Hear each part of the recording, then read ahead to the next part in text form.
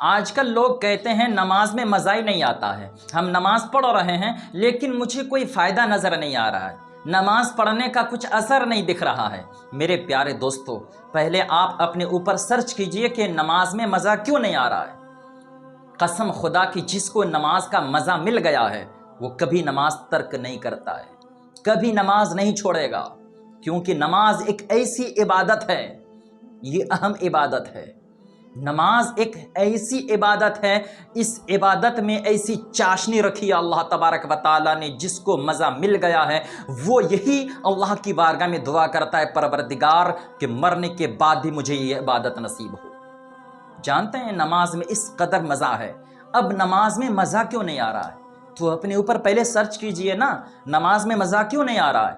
ہو سکتا ہے آپ نے کوئی حرام لقمہ کھا لیا ہو سکتا ہے آپ نے وضو صحیح سے نہیں کیا ہو، یا پھر آپ نے کسی کا دل دکھا دیا ہو، یا پھر آپ نے کسی پر ظلم کیا ہو۔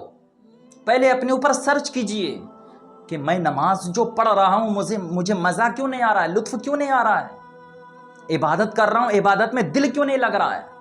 ہو سکتا ہے آپ کے دل میں زنگ لگ چکے ہیں، دل میلا ہو چکا ہو۔ تو میرے پیارے دوستو، آپ جانتے ہیں نماز میں مزہ لطف نہ آنے کی بہت ساری وجوہات ہو سکتے ہیں، لیکن سب سے بڑی وجہ ہو سکتی ہے کہ حرام لقمہ۔ اگر ہم نے حرام لقمہ کھایا ہوا ہے تو ہمیں نماز کا لطف نہیں ملے گا، ہمیں نماز میں مزہ نہیں آئے گا۔ آپ جانتے ہیں بابا فرید رحمۃ اللہ علیہ، آپ روٹی وغیرہ نہیں کھاتے تھے، گلر کھایا کرتے تھے۔ گلر ایک پھل ہوتا ہے، اس پھل کو آپ ابالتے تھے، ابال کر اس میں نمک ڈال کر کھا لیا کرتے تھے۔ حضرت بابا فرید اس قدر ریاضت و مجاہد میں مشغول رہا کرتے تھے، مصروف رہا کرتے تھے۔ حضرت بابا فرید رحمۃ اللہ علیہ کی زندگی پڑھیں آپ۔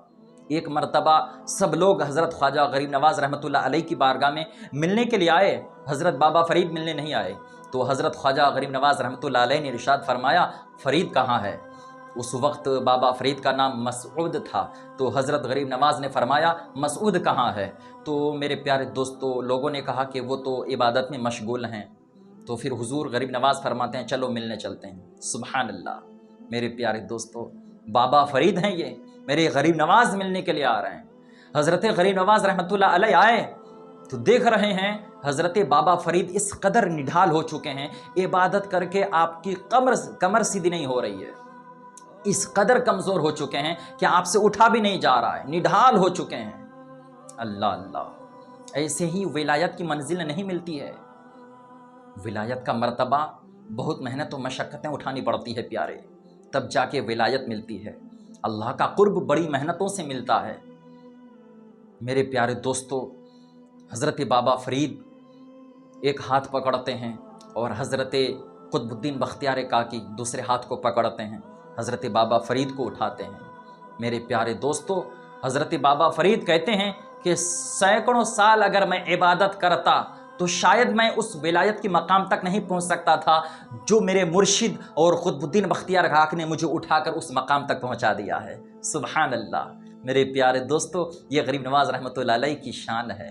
تو حضرت بابا فرید رحمۃ اللہ علیہ جو ہے نا، ایک مرتبہ نماز پڑھ کر باہر تشریف لائے تو محمد احمد محبوب الہی کو بلایا، نظام الدین محبوب الہی کو بلایا اور فرمایا کہ آج کھانا کس نے پکایا ہے؟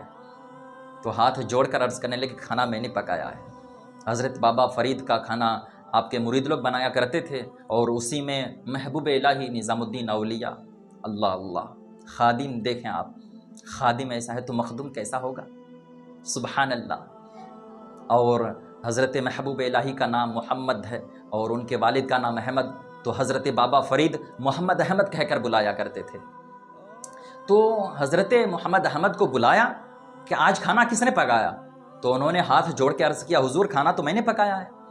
تو پھر حضرت بابا فرید کہتے ہیں کہ نہیں، کھانا تم نے پکایا تو ہے لیکن کوئی غلطی تو نے ضرور کی ہے، کوئی غلطی تمہاری طرف سے ہوئی ہے۔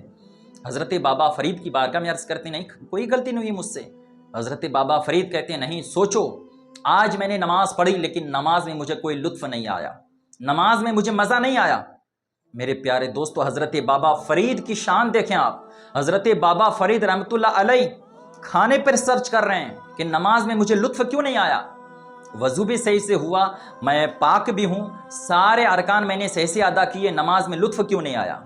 حضرت بابا فرید نے جب ارشاد فرمایا تو بہت غور و فکر کے بعد میں محبوب الہی عرض کرتے ہیں، سرکار آج نمک ختم ہو گیا تھا، خانقاہ میں نمک نہیں تھا تو میں نے پڑوس سے مانگ لیا تھا، اس نمک کو میں نے آپ کے گلر میں چھڑک دیا تھا، جو آپ کھاتے ہیں اس پہ میں نے چھڑک دیا تھا.